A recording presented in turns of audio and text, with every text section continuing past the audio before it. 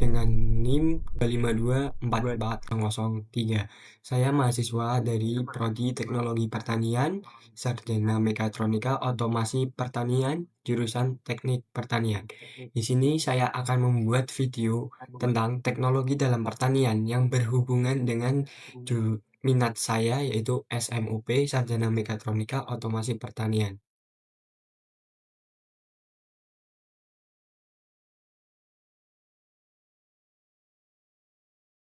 Nah, pertama-tama apa sih itu SMUP? SMUP adalah salah satu minat di Instiper yang memiliki lingkup di Fakultas Teknologi Pertanian yang berfokus pada pertanian pintar berbasis teknologi mekatronika dan otomasi dalam pertanian.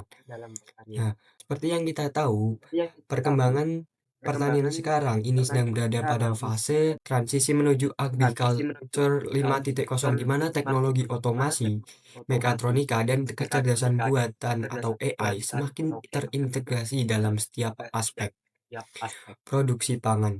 Drone, contoh teknologinya adalah drone. Drone dapat digunakan untuk pemetaan lahan dan penyemprotan presisi. Sensor IoT mengontrol kelembapan serta nutrisi tanah secara real time. Selanjutnya ada traktor otonom dan robot panen yang mulai menggantikan tenaga manual. Selanjutnya ada irigasi. Sekarang sudah menggunakan berbagai macam, contohnya adalah irigasi menggunakan katup elektromagnetik yang dikontrol mikrokontroler atau PLC.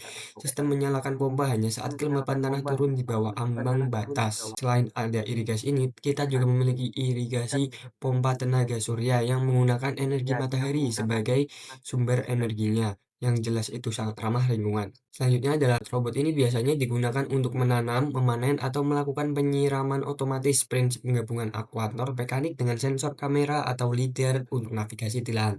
Contohnya adalah robot pemanen stroberi Jepang atau robot penyiang bunga berbasis visi komputer. Nah, selanjutnya kita akan fokus ke drone. Apa saja sih teknologi dalam drone yang dapat dimanfaatkan dalam pertanian ini? Yang pertama, kita memiliki kamera multispektral. Nah, kamera multispektral pada drone pertanian adalah perangkat yang menangkap cahaya di luar spektrum tampak, seperti inframerah dekat dan red edge, untuk menganalisis kesehatan tanaman secara lebih presisi. Dengan memproses data menjadi akses vegetasi, misalnya NDVI, kamera ini mendeteksi stres tanaman, kekurangan nutrisi, atau serangan hama lebih cepat dibandingkan visual biasa, yang itu akan membantu petani dalam mengambil keputusan dalam mengelola tanamannya.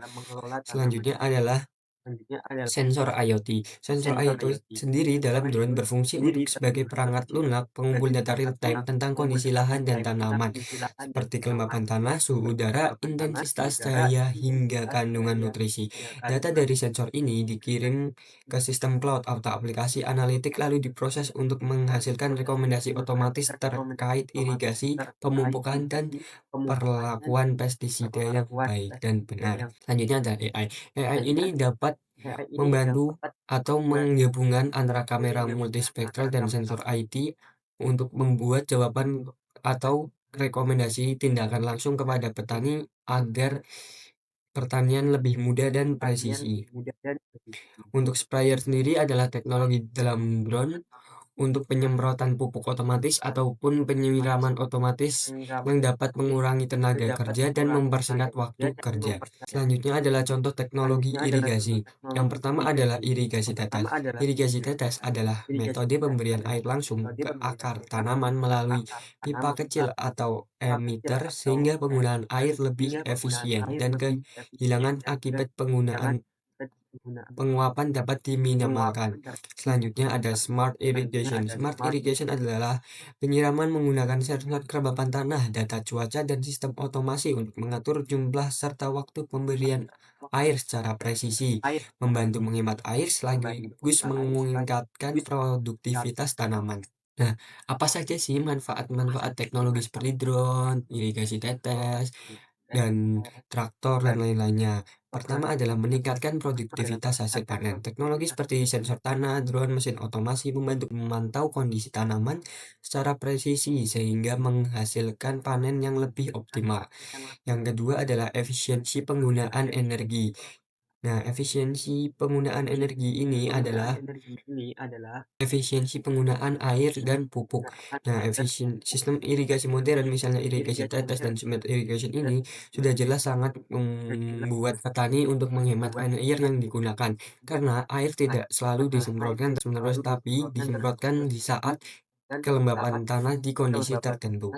Selanjutnya adalah mengurangi biaya produksi. Otomasi dan digitalisasi proses pertanian memerankan biaya tenaga kerja. Teknologi mendukung ketersediaan pangan dan stabil bagi masyarakat, serta mempercepat pengolahan lahan dan distribusi hasil. Selanjutnya adalah ramah lingkungan.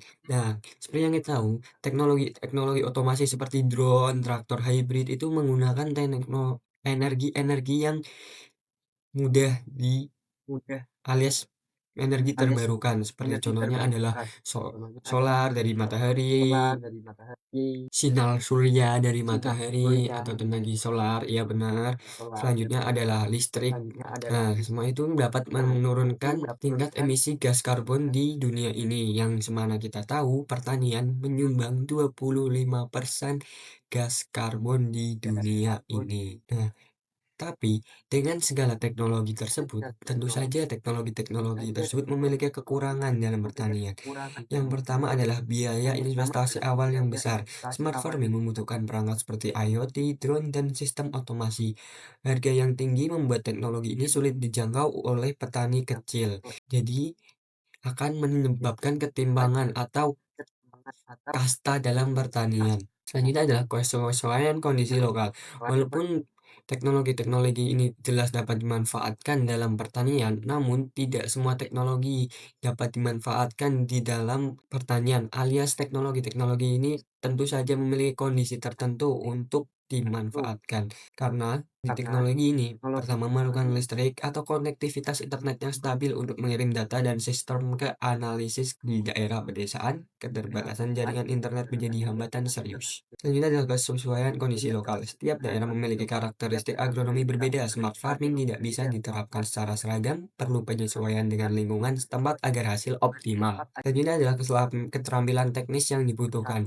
Semana kita tahu, petani-petani di Indonesia zaman sekarang itu rata-rata 52 tahun, alias mereka itu telah bertani menggunakan teknologi konvensional, yaitu teknologi-teknologi seperti cangkul, traktor biasa, dan karena itu para petani mungkin masih sedikit asing dengan namanya teknologi seperti aplikasi AI, drone untuk penyemprotan, traktor hybrid, ataupun smart irrigation dan netes. Jadi kesimpulannya, teknologi dalam pertanian termasuk irigasi modern dan smart farming membawa manfaat besar berupa peningkatan produktivitas, efisiensi, peningkatan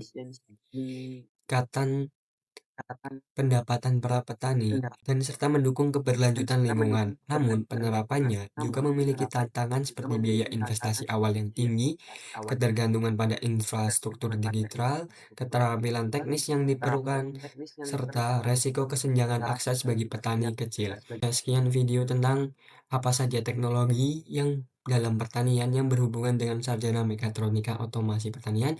Saya M. Naslin Ahlama Iqbal. Sekian, terima kasih. 温柔的，温柔的亲亲你，温柔的，温柔的抱抱你。